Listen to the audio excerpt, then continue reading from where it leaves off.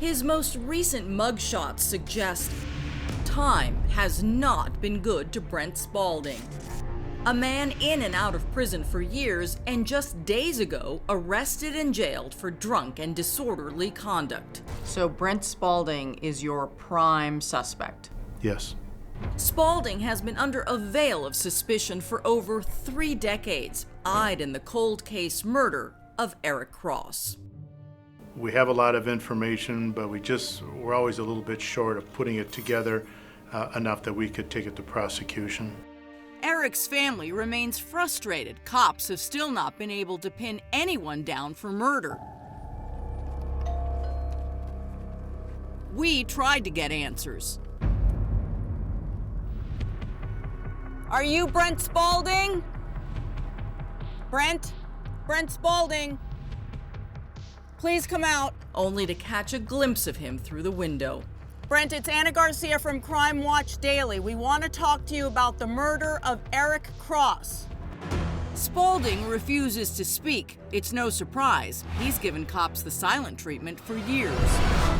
33 years to be clear, but a day that will be seared into the Cross family's memories forever. 16-year-old Erik Cross found lying dead on the side of the road outside his home by his inconsolable father. I don't remember ever seeing him cry before that. The whole town cries too, not only for Erik, but also for the blood of whoever killed him in a most horrific way. A very torturous, very painful death that he suffered.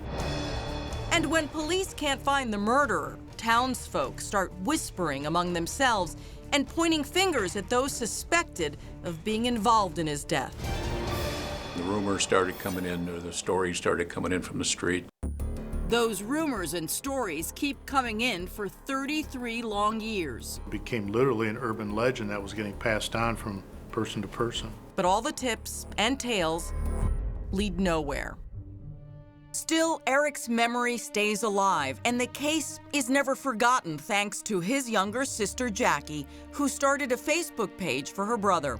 The Facebook page became a kind of clearinghouse for everybody's stories, rumors, tips, and other information about the case. Now it looks like Jackie's persistence in keeping awareness of Erik's murder alive is paying off. After all this time, cops say an unexpected break in this tragic cold case could finally lead to the arrest of Erik's killer.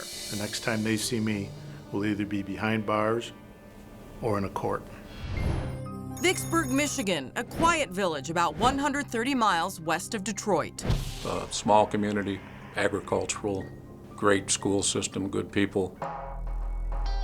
Among those good people, the Cross family, who loved Christmas, fishing, and the other simple pleasures of country life in a nice, safe place for Erik and his younger sister Jackie to grow up. We were close growing up because it was just the two of us, just the two siblings. We had each other. That was the constant. Erik was a good-natured, outgoing kid who made a great big brother. He was definitely loved playing outside. He was very active. So probably most fun we had together was when we were exploring outside. Fun when they were younger, but by the time Erik is 16, his mind turns to other interests like hanging out with his buddies, chasing girls, and going to parties.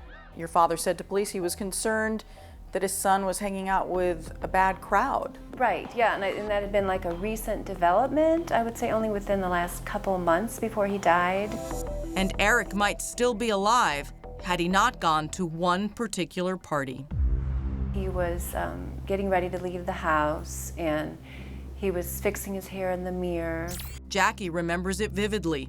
He had that really nice 80s hairdo, and the song, The Look of Love, was playing on the radio. It's the last time Jackie would see her big brother alive. It's like burned into my memory, like just saying goodbye to him. And what would happen that night would be seared into the collective memory of Vicksburg. A town in mourning for Erik, but also a town without pity for a bunch of teenagers who have been living under a cloud of suspicion ever since. How has the town reacted to you? They hate me. Next, the underage drinking party that investigators say set the stage for the brutal murder of Erik Cross and the discovery of his body by his distraught parents. And I thought, well, it doesn't look like him. It's probably not him. I don't think it is him. But finally, reality sets in.